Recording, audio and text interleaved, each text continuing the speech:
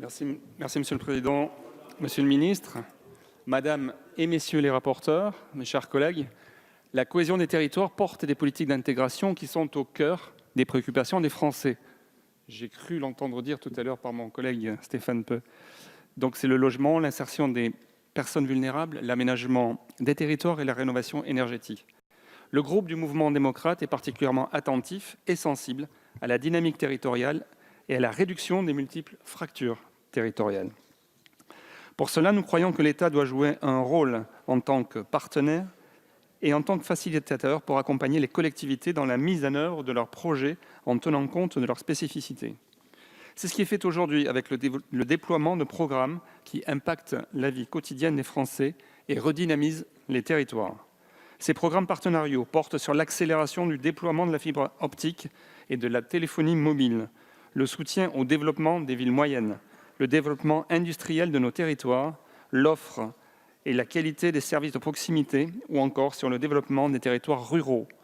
Sur ces sujets, la création de l'Agence nationale de la cohésion des territoires devra permettre de fédérer les moyens de l'État et de ses opérateurs de manière complémentaire à l'action des collectivités.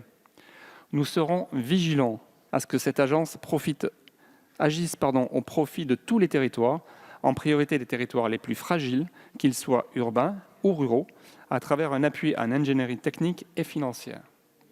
Au-delà de la rationalisation, de la simplification et de l'optimisation des instruments en faveur de la cohésion territoriale, nous devons nous assurer que cette agence devienne un réel guichet unique pour les élus locaux, afin qu'ils puissent relever les défis auxquels ils font face. Parmi ces défis figure celui de la transition énergétique et de la rénovation énergétique des bâtiments. Je tenais avant tout à rappeler les objectifs que nous nous sommes fixés et les moyens que nous y consacrons. L'objectif d'abord, faire disparaître les passoires thermiques des propriétaires les plus précaires en 10 ans, soit un objectif de rénovation de 75 000 logements par an. Les moyens ensuite, 1,2 milliard d'euros mobilisés sur la durée du quinquennat via le programme Habiter mieux de l'ANA, dont 320 millions d'euros en 2020, en augmentation depuis l'année dernière. La rénovation des passoires thermiques des propriétaires les plus précaires représente ainsi un effort structurel important, mais fondamental, car le secteur du bâtiment représente encore aujourd'hui 43% de l'énergie totale consommée dans notre pays et 27% des émissions de gaz à effet de serre. Nous sommes donc face à un défi d'envergure qu'il nous revient de relever tous ensemble. Un autre défi d'importance se présente à nous, la maîtrise des coûts du foncier, afin de permettre de rendre plus de logements accessibles aux Français. Sur ce sujet, Monsieur le Ministre, je vous ai remis hier un rapport sur la maîtrise des coûts du foncier dans les opérations de construction et la lutte contre la spéculation foncière.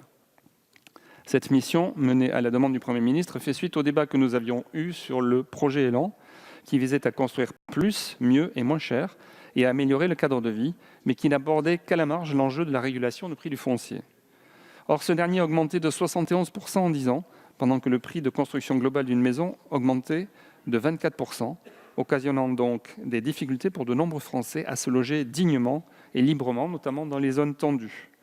Le poids moyen du foncier dans le bilan d'une opération d'aménagement atteint régulièrement 30, 40 ou même 50% dans les zones les plus tendues. Le rapport que je vous ai remis hier contient 50 propositions. Nombre d'entre elles ont été pensées pour replacer les élus locaux au cœur de l'acte de construire la ville, en leur donnant des outils et des pouvoirs nouveaux et complémentaires pour mettre en œuvre leur stratégie d'intervention foncière. Certaines propositions sont de nature fiscale ou budgétaire et donnent lieu à des amendements dans ce projet de loi de finances pour 2020. Ces amendements visent entre autres à financer des observatoires du foncier, à recenser et encourager la surélévation des bâtiments et la dépollution des friches, ou encore à transformer l'imposition des plus-values immobilières qui incite aujourd'hui à la rétention longue du foncier.